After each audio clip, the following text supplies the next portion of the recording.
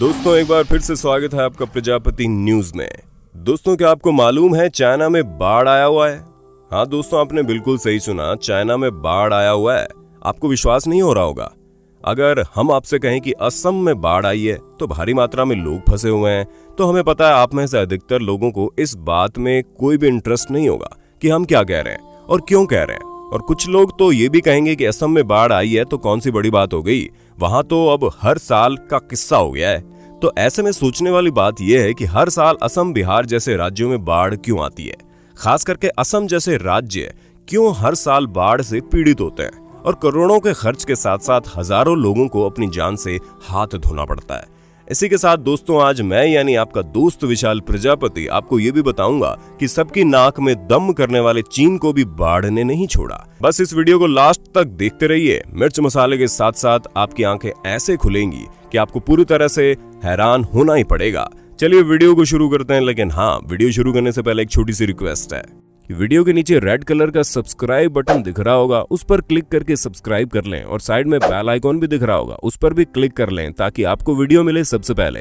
अगर हम आपसे ये कहें कि चीन में बाढ़ आई है, चीन की अर्थव्यवस्था ठीक नहीं है और चीन की सरकार ने किसी भी तरह का काम नहीं किया है, इसी वजह से वहां पर कई सारे लोग बेमौत मारे जा रहे हैं, तो हमें पूरा यकीन है कि आप में से ज्यादातर लोग बड़े इंटरेस्ट के साथ वीडियो को लास्ट तक देखेंगे।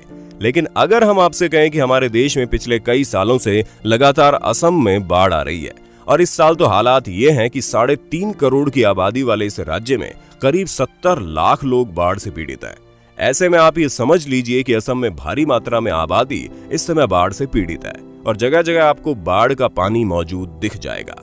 वो लोग खुद को बड़ा खुशकिस्मत समझ रहे हैं जो असम में रहते हुए भी बाढ़ से बच गए हैं। ऐसे में आप और हम जैसे लोगों को जो अपने घरों में बैठकर आराम से इस वीडियो को देख रहे हैं, उन्हें तो अपने आप को और ज्यादा खुशकिस्मत समझना चाहिए, क्योंकि कोरोना से लेकर बाढ़ तक हर चीज ने कहर ढाया, लेकिन आप अभी तक बचे हुए हैं। पर नहीं, कुछ लोग शुक्र मनाने और जरूरतमंदों की मदद करने के अलावा दुनिया भर के सारे काम कर लेंगे, लेकिन उन्हें ये तक ध्यान नहीं रहेगा कि एक तरफ जहां ऐसे भी लोग इस दुनिया में मौजूद है, आप दुनिया छोड़ दीजिए, इस देश में मौजूद अभी भी बहुत से लोग कोरोना वायरस से पीड़ित है।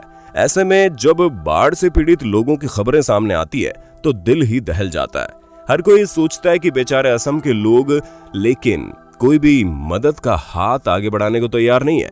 अब आप बोलेंगे कि हम मदद कैसे कर सकते हैं, तो दोस्तों सबसे पहले हम आपको बता दें कि माना हम इतने छोटे स्तर पर कुछ भी नहीं कर सकते, लेकिन अब जमाना बदल रहा है और सोशल मीडिया जैसी ताकत बहुत तेजी से आगे बढ़ रही है। ऐसे में बॉलीवुड के नेपोटिज्म और इनसाइडर आउटसाइडर के चक्रों से निकलकर अगर आप वही ट्वीट असम के बाढ़ पीड़ित लोगों के लिए करेंगे तो शायद सरकार और मीडिया का ध्यान उस ओर चले जाए और इस बात पर विचार किया जा सके कि किस लिए असम में बाढ़ आने पर सब कुछ तहस नहस हो जाता है। वैसे तो दोस्तों असम में बाढ़ आने का साफ मतलब यही है कि वहां पर बारिश काफी ज्यादा होती है और उसके साथ ही असम ब्रह्मपुत्र नदी के किनारे बसा हुआ है और जब भी बारिश तेज होती है तो नदी का पानी भर जाता है और बाढ़ की स्थिति हो जाती है। हालांकि पहले हर 5 साल में एक बार इस तरह के हालात देखने को मिलते थे, लेकिन पिछले कुछ सालों से लगातार असम बाढ़ से पीड़ित होता चला रहा है। ऐसे में क्या सरकार का फर्ज नहीं बनता कि वो इस चीज को ध्यान दे, किस तरह हम भारी मात्रा में लोगों को बाढ़ से बचा सकते हैं। क्योंकि अगर हम आंकड़ों की बात करें तो जितने लोग पिछले 6 महीने से असम में कोरोना वायरस से नहीं मरे, उससे कहीं ज्यादा लोग मात्र कुछ दिन की बाढ़ की वजह से एक बार में ही मर गए हैं और अभी भी 70 लाख लोग फंसे हुए हैं। ऐसे में कितने हजार लोग और मर जाएंगे इसका अंदाजा आप और हम नहीं लगा सकते।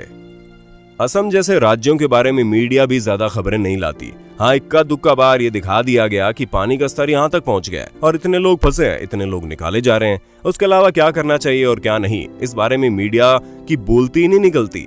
पर क्या आपको नहीं लगता कि असम जैसे हालात और कहीं ना हो, इसके लिए अभी सही हमें पूरी प्लानिंग करके रखनी चाहिए, वरना हमारी इतनी हाई टेक्नोलॉजी वाली दुनिया में जीने का फायदा ही क्या है जब हम अपने वर्तमान समय में बाढ़ जैसी चीजों को भी कंट्रोल नहीं कर पा रहे।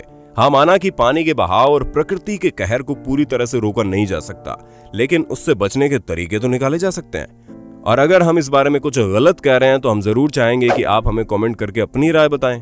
बाकी अगर बात करें चाइना की, तो दोस्तों चाइना की सरकार का दिमाग तो दूसरे देशों से आगे निकलने में ऐसे ही वो भूल ही गया है कि उसका खुद का देश दुनिया की सबसे बड़ी आबादी वाला देश है, जहां पर उनके देश के लोगों को सुरक्षित रखना ही चाइना की सरकार की जिम्मेदारी है। और शायद इसीलिए जून की शुरुआत से ही चाइना में जो बारिश हो रही है उसके कारण आज ये हालात है कि करीब 4 करोड़ लोग बाढ़ में फंसे थे और उन्हें निकालने की कोशिश हो रही है। उनके साथ ही अब तक चाइना का बाढ़ की वजह से 9 से 10 बिलियन डॉलर का खर्च हो चुका है। अब आप ही सोचिए, इतना ज्यादा खर्च हो गया है, अगर यही ध्यान अपने देश की जनता पर लगाया होता तो इतना खर्चा ना होता और ना ही चाइना को इस तरह की मुसीबतों का सामना करना पड़ता। और सेम यही हालात हमारे भारत में भी हो रहे हैं, जहां हम उन परेशानियों पर तो ध्यान ही नहीं देते जो आने वाले समय में तबाही का रूप ले लेंगे।